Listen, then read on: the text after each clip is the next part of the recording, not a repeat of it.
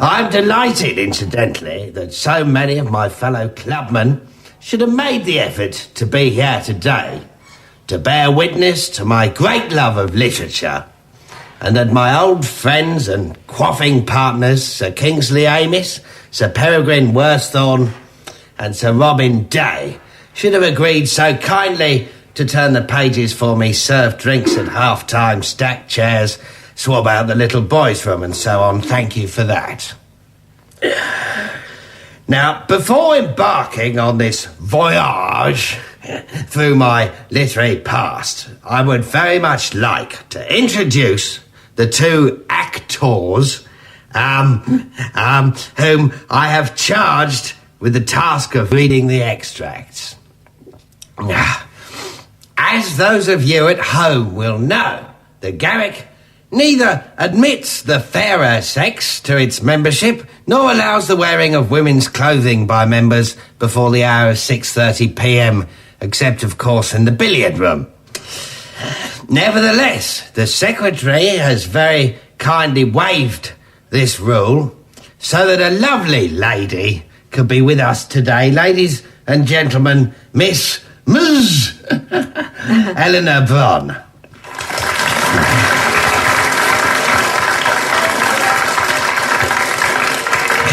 Please also welcome an up-and-coming young actor, mustard keen to make his mark, and who knows, one day gain admission to this very club.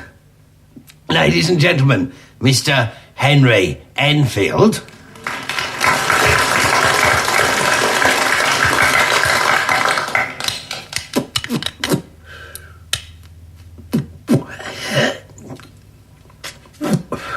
From my early childhood, I have loved literature with a passion, and I still take great pains to read at least one book a year, pressure of work permitting. Now, it is often forgotten that literature can have immense practical value, and one can find the most exquisite gems of wisdom and sheer common sense in even the most unlikely spots, if only one is prepared to look. So, let us commence by dispensing with our obligation to the youth market. With this, from that most now of Japanese womanhood, Miss Yoko Ono. Peel an apricot. Place it between your toes. Put on a sock and walk to work. When you arrive, your foot will be messy, but the sky will be blue. Cut a hole in a bedsheet. Put your head through it. Step into a washing machine. Ask your friend to switch it on. Watch the world spin round and round. Step out of the machine. Your bedsheet will still have a hole. Ask your maid to repair it. You are an artist. Yoko loves you. All this, Joe, from that irrepressible lateral thinker and highly successful businessman, Mr. Edward de Bono. Nothing can happen until something happens. Something happening cannot be nothing, but when something happens, nothing cannot happen. The happening is nothing, if not something, yet nothing is happening, or something. You are wrong, I am right. I am right, you are wrong. You are wrong, I am Reg. But who is he? Or share good advice, such as this, from a book of survival tips by that most sympathetic of scriveners, Miss Claire Rayner. Trouser pockets can be an awful hazard round home. If I've said it once, I've said it 1,000 times. Do, I beg of you, make sure that your pockets aren't drenched full of petrol before putting your trousers or slacks on in the morning. It only takes one match to light them. Whoosh! The next thing you know, you're faced with a desperately sad family bereavement and the additional financial burden of a new pair of trousers should the poor love survive.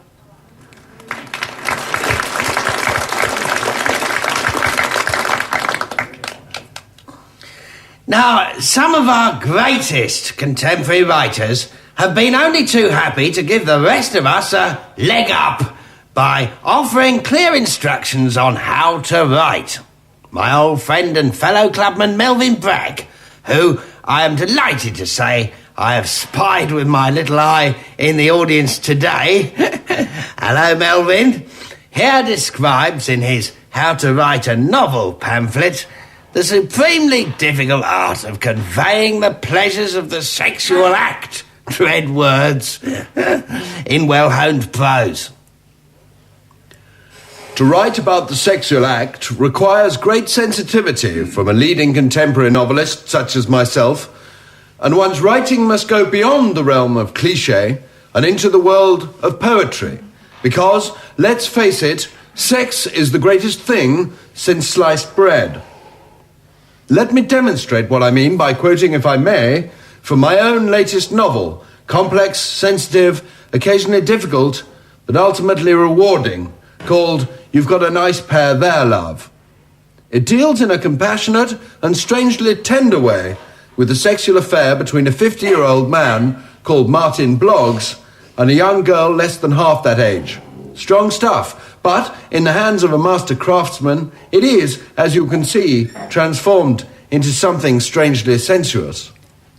I love you, Martin Bloggs.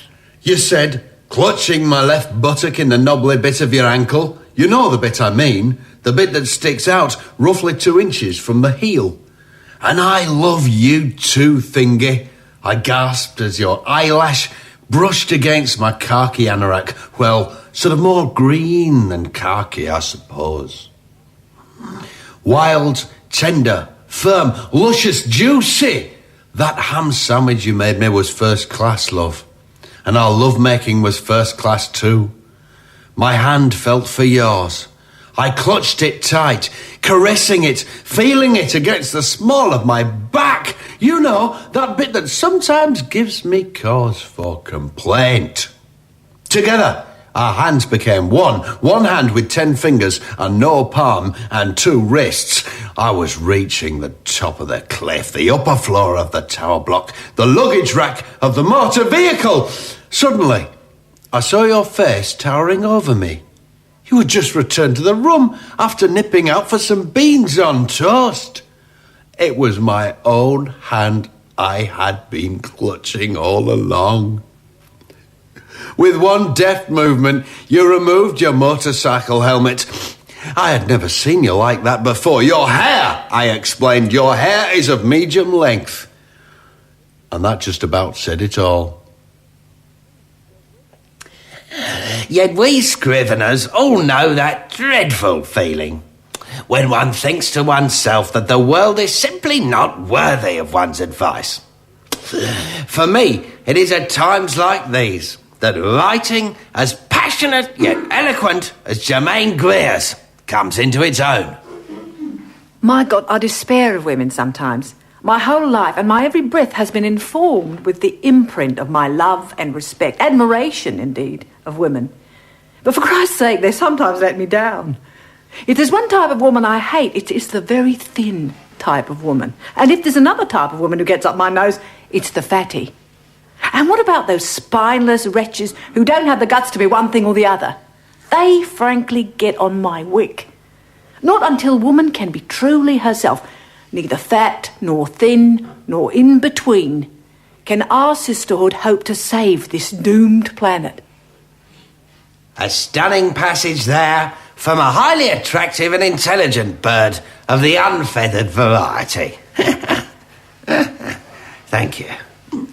Yet the male of the species, poor benighted creature that he is, has also shown himself capable of grappling with the great issues of the day. Martin Amis, or Amis Fils, as we know him in the Garrick, is one such writer, moving us to tears with his concern for this planet of ours. The possibility that Iraq will soon have nuclear weapons could have chilling consequences for the world.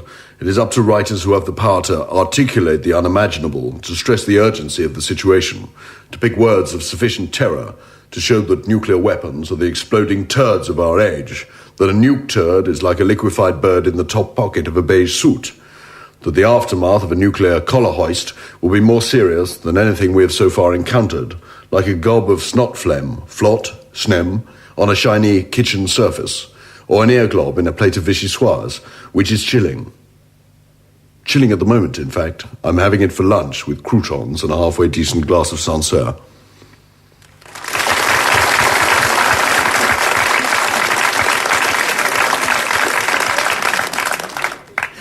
Almost unbearably moving. I think you'll agree. Yet some of our leading young pen pushers have proved that it is possible to keep one's sense of humour in trim with little or no loss to one's general point. I know that a number of friends here amongst us this evening have found cause in the past to criticise me for my utter honesty. Well, if you have a failing, Wallace, they're always trying to tell me, it is that you can't help but tell the truth. Well, I hope they'll forgive me if I'm horribly truthful once more and say that a lot of modern poetry leaves me quite cold. But there are exceptions, one of them being the scrumptious Wendy Cope, who puts her problems into rhyme so that we can all enjoy them. Buses I have written poems to past lovers on in the past fortnight. 56, 14, 29, 11, 19, 23, 24, 8, 17, 9, 44, 7, 4, 12, 18, late. They all vanished. A man called Desmond, a bloke called Ron, a boy called Andrew, a guy called John. They all vanished, for better or worse, and all I had asked them was what they thought of my verse. So where is the creative artist to find his solace when times grow weary? For those of us here tonight, it is within the portals of the Garrick Club. And incidentally, Perry, I'd be most grateful if you'd crack open another bag of those cheesy puffs, thanks awfully. Now, where was I? Ah, yes. For those of us here tonight, within the portals of the Garrick Club, yes. But others, such as that highly talented Arrivis, Mr. Peter Mayle, are drawn to more distant climes. For me, two of the most enchanting books of recent years have been A Year in Provence and its follow-up, Toujours Provence. Why not sit back and smell the fragrance of Provence wafting off the page as Peter Mayle tells the tale of one marvellous old French character he discovered at his door one day. I opened the door of my old stone Provençal home to find a marvellous character, très français, standing there before me. He had a large waxed moustache, of which he was inordinately proud. He wore a beret and a blue and white striped jersey. He smelt of garlic, carried a French loaf of pain behind each ear, and whistled La Marseillaise as he gesticulated flamboyantly from behind a glass of rough peasant wine. I knew at once who he was. He was a magnificent old Provençal peasant I had just made up, and he seemed overjoyed to see me. "Bonjour, Monsieur Pierre," he croaked, the string of onions swinging to and fro on his beret, occasionally knocking the bouteille de Pernod he clutched in his main. "Bonjour, Monsieur Bogus," I said. He grinned a toothless grin. "And what brings you ici this cheery May morn?" "Monsieur Mayle," he exclaimed, "I want your argent." A broad smile darkened his rugged features. Around this time of year, ancient Provençal tradition dictates that one or more chaps from the local community get together to visit the foreigner's beautiful old maison.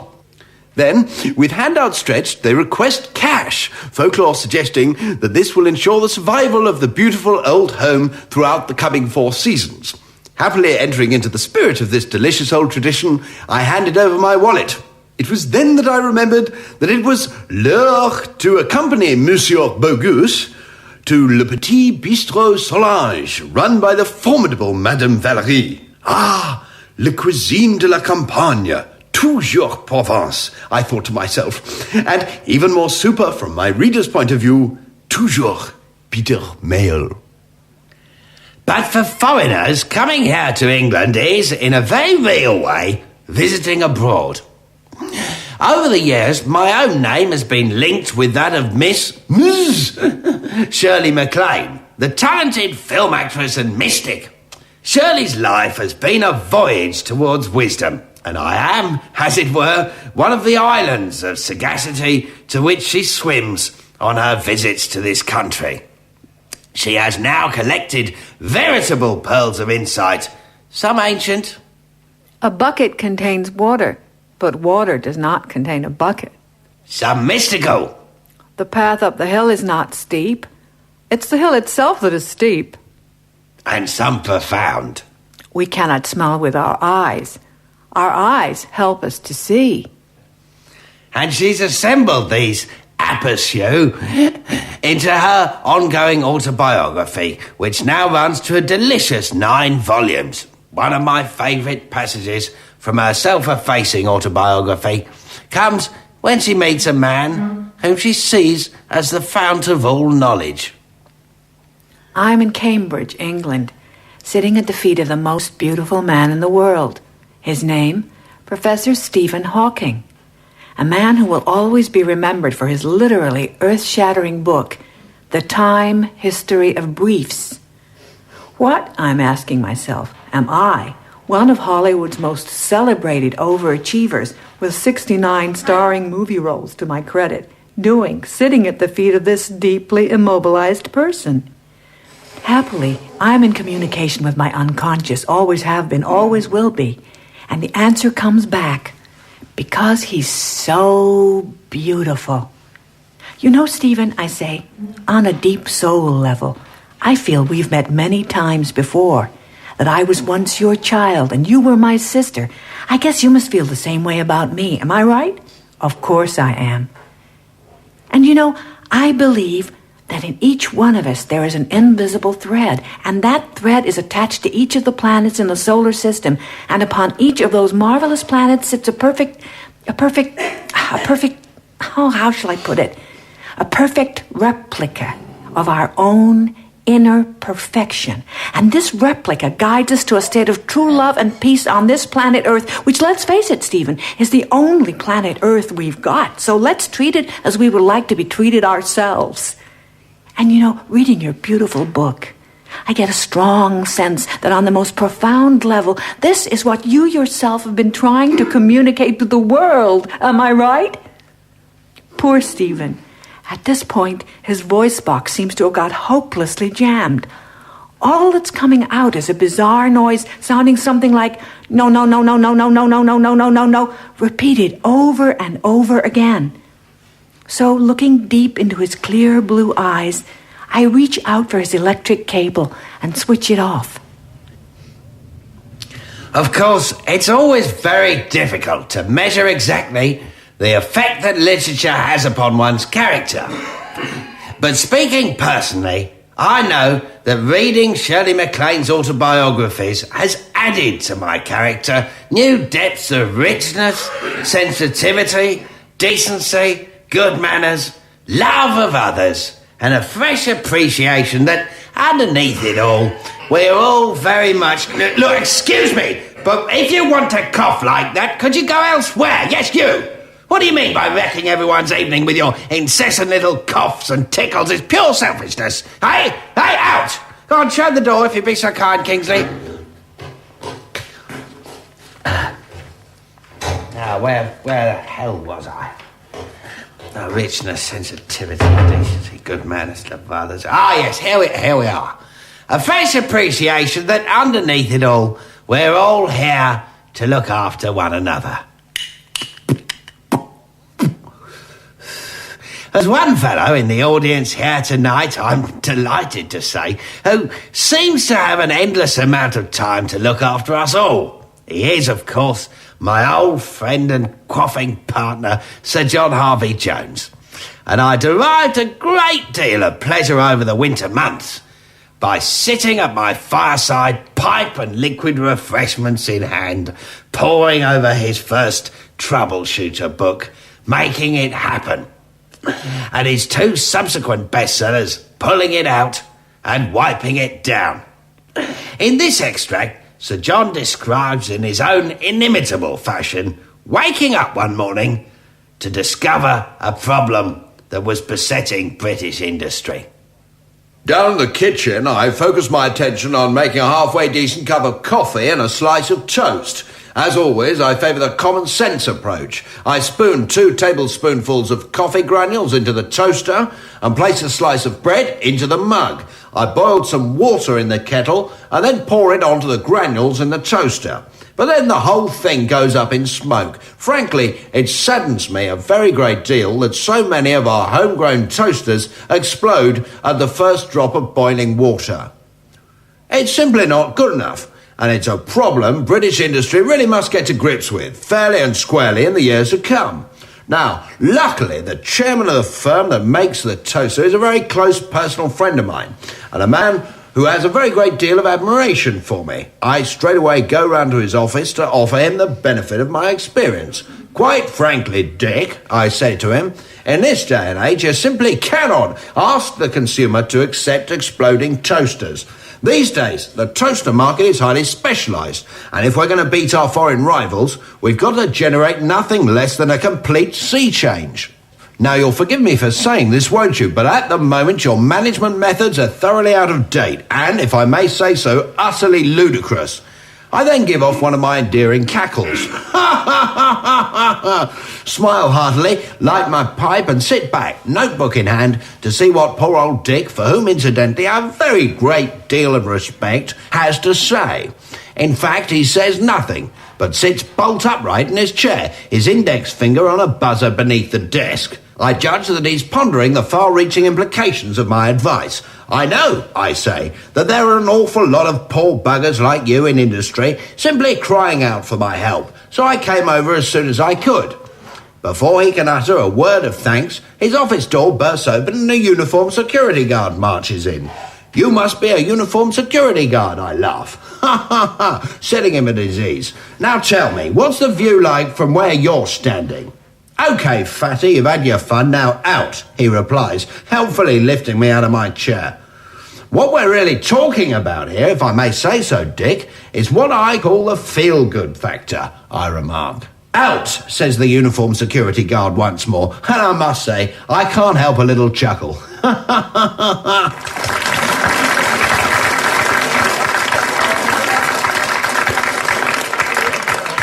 Of course, when literature is as good as that, it transcends politics altogether. This applies on all sides of the political spectrum, as is shown here, with this extract from a work of fiction by Margaret Drabble, which deals with a theme both relevant and universal of mortgage and income tax relief. It was January the 2nd, 1989, and the clouds parted ruthlessly over England, that fractured, divided and bruised land, cruelly disgorging its burden of rain upon Liz as she stepped out onto the pavement. "Hello, Liz. How's James?" It was Charles, who'd married Susie on the rebound from Claudia. Liz had never forgiven Charles's second wife, Karen, for what Rupert, her third son, had done to Jemima after he had left Claudia, who had never recovered from divorcing him after his all-too-public affair with Araminta, abandoning Harriet to a sea of loneliness with Geoffrey. Still, life was like that. "The Falklands War is so horrible, so very horrible," said Charles, his face racked with misery. "How long do you think it will last, Liz?" "It finished 7 years ago, Charles," said Liz. Time seemed to mean nothing to Charles these days. "That's super news," said Charles. "Why don't you come to a party tonight I'm giving with my current husband, Tom?" asked Liz. "It's on the theme of property and mortgage tax relief. Dress casual." Later, when it was that time of day when the world seems to erupt in an iridescent, timeless, yet volatile phase of tranquility, Liz placed some Estee Lauder skin softener applique number 6 on her cheeks. The tide of the country is flowing to the right, she thought to herself.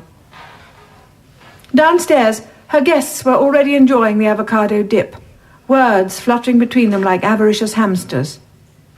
Esme Prickett, the Kleinian analyst, looking marvellous in the Ralph Lauren sarong, was speaking of the iniquity of home ownership to Melvin Osprey, whose third wife, Louise Parfait, the famous actress, was discussing mortgage relief with dynamic television presenter Brian Shallow.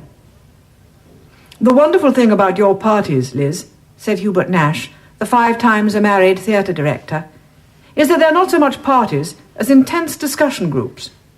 Tell me, what do you think about the use of a have and have-not economy for the leverage of mortgage interest rates?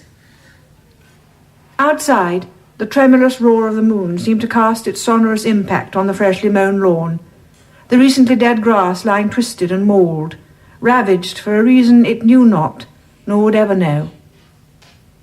In many ways, thought Liz, it echoed the mood of the nation. Beneath her, the floor seemed to shake and tremble with disgust at Thatcherism. But it was only Esme Prickett tripping on some cashew nuts and falling flat on her face. This was life in Thatcher's Britain, thought Liz dolefully.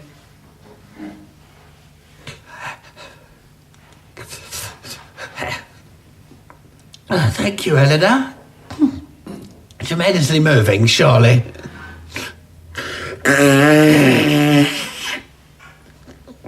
It's a piece such as that one which remind one what it is to be human and then allow one's soul to transcend the rough and tumble of the daily grind to an altogether higher level beyond the... I'm very sorry, but whoever's clicking their fingernails together in that irritating fashion, please refrain this minute, or I shall be forced to abandon the recording forthwith.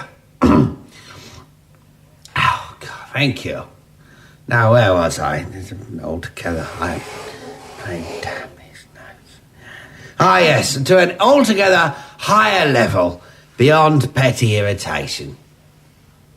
As many of those present tonight will know from personal experience, I am cursed with being not merely a gifted raconteur, but also something of an intellectual.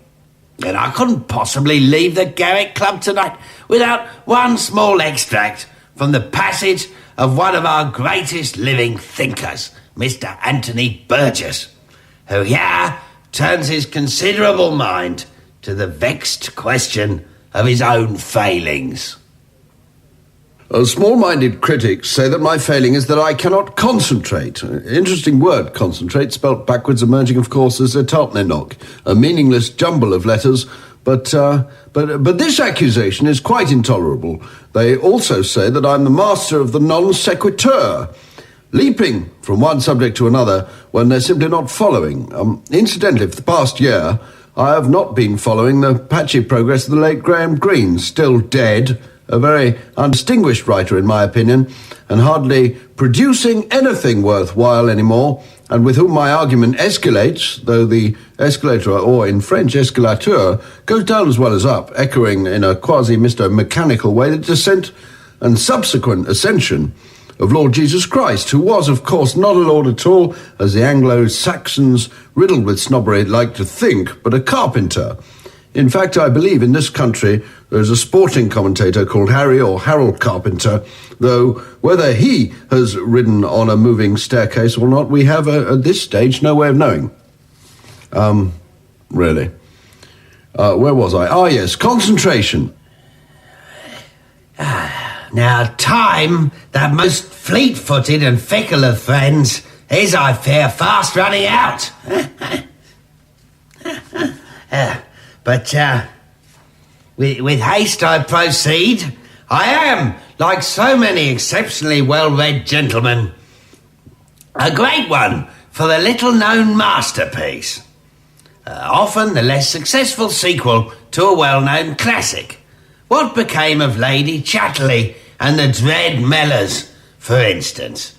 In the deliciously little-known sequel, Lady Chatterley's Liver, set 30 years on, their fate becomes all too clear.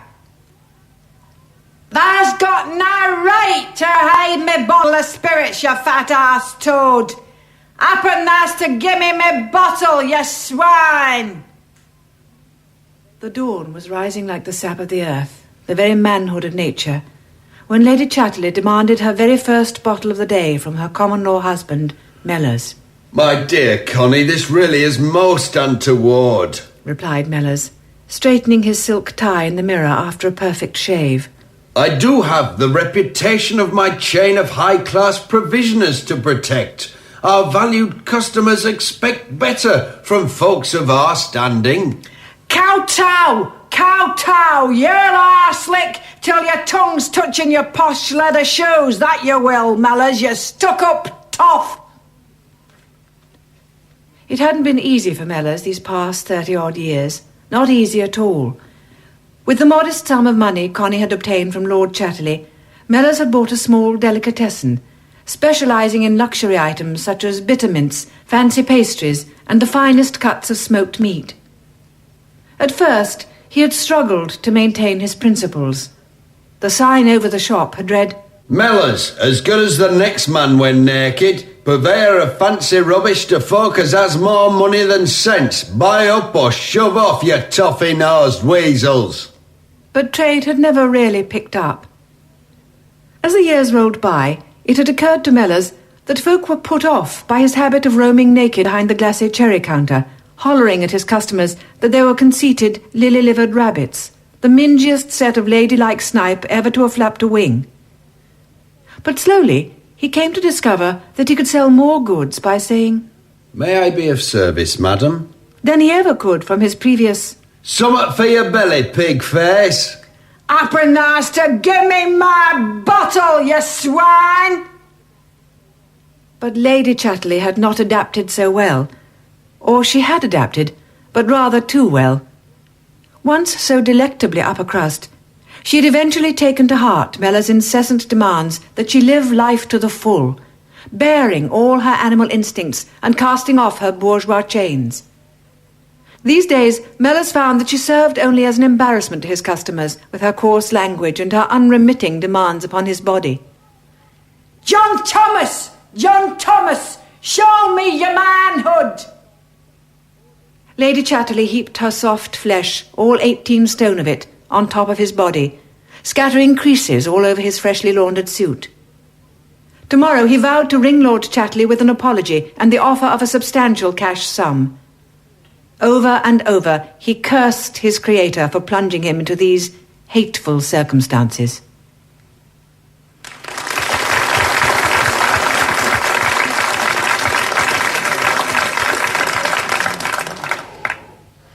And so, my friends, we come to the final curtain. Incidentally, a full buffet dinner will be served immediately afterwards in the dining room, and the technicians, actors and so forth are more than welcome to a plate of sandwiches in the upper loft. We end with great pleasure, with an up-to-date verse in the style of Sir John Betjeman, How to Get On in a Classless Society. Now, those of you at home might like to see how many socially incorrect phrases, objects and pastimes you can spot. Microwave the dainties, Tina. The colleagues are soon dropping in for a bit of a chinwag and conflab, and the bun fight's about to begin. Are the CDs all in the cabinet? We'll save the Lloyd Webber till pud. We've got country-style cheesecake from Sainsbury's. Their selection is ever so good. Do you fancy an Asti for starters? That's the trim phone buzzing us now. Hi, Gavin, give us a bell soonest. Okie dokie, ta-ra, old mate, ciao. Ding-dong, the doorbell is chiming. Ravel's Bolero in D. Sharon! Oh, but you shouldn't. Darren, long time no see. To the boys' room with coats and what have you, and then straight through to the house. Do mind your heads as you enter, as the lady said, duck or grouse. Where did you get that blazer? What fab gold buttons it's got. Quite casual enough for the wine bar, and sufficiently posh for Ascot. Your lapel badge tells me you're Andy, a computer boffin from Tring. Please excuse us for asking, but what make of saloon did you bring? Capri? What a lovely vehicle. What reg? All the trimming, stereo, phone, Garfield, jacket hangers, wheel cosy. Come and say a big hi to Tone. Andy, Tone, Tone, Andy. Tell me, Tone, from whence dost thou hail? Triff for the motorway, I'll say. Have you met the lady wife, Gail? Barry, what's your poison? Take a pew if you'll pardon me French. A pint of best and a snowball. Bide a while and I'll locate the wench. Do I spy Sue over yonder? Cooey! Over here! Yoo-hoo! No top-ups for me, please. I'm driving. Hokey doke. Don't mind if I do. Super quiche, Mendy. Can't beat 'em. As I say, you can't help but laugh. Whoops, I'm repeating. Beg pardon. I've just spotted my other half. Doesn't Jill put herself round a bit? One smooch with Tone, then Ron too. The pizza's untasted, the coleslaw's all wasted, and nobody's touched the fondue. Cheers, bye now, take care. Don't do anything I wouldn't do. Ciao, let's have lunch. God bless. Be good, adios, toodaloo. Now let's curl up with that hot drink. Born Vita's an excellent buy. Then soak in a luxury foam bath and unwind with a weepy on Sky. Nice to be under the duvet, switching off our Snoopy light. To dream of Panatellas in Bournemouth. Time for Ziz. Ta-ra. Nighty-night.